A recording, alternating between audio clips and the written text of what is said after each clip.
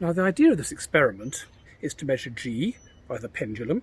So what we'd do is we would measure the length of the pendulums, time the period, and use those two to work out G. Now you want to do this as accurately as possible. If you were doing it in the lab, you'd have to make a lot of design choices about how you set everything up. And we know from experience that most students do not get these design choices all right. We can't do it in person at the moment, so instead what we're going to do is take you through some of the most important design choices and get you to think about what is the correct way to do things. So one choice is how long the string should be.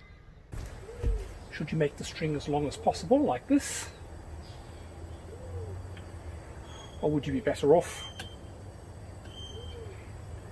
having a really short length?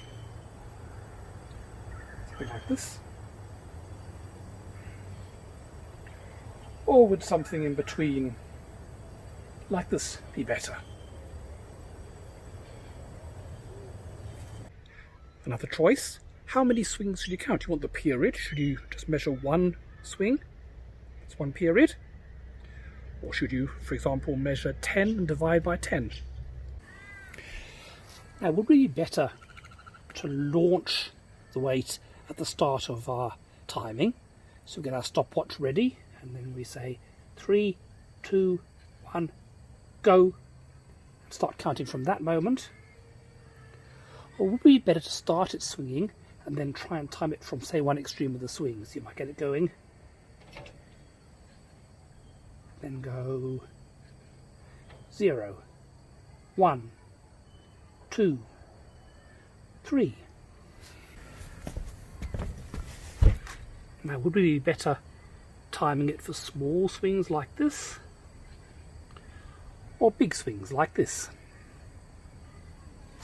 Now, which do you think is better? Should we set up the stand like this, or would it be better to set it up like this? Is this a good way to attach your weight?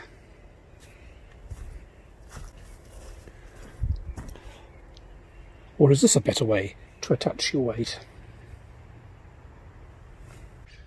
Okay, so for each of these issues, please write down what you would do and your reasoning behind it.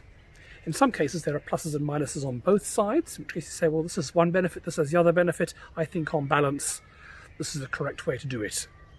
You won't necessarily get marked down for plumbing for the wrong one, as long as you have sensible reasoning behind it.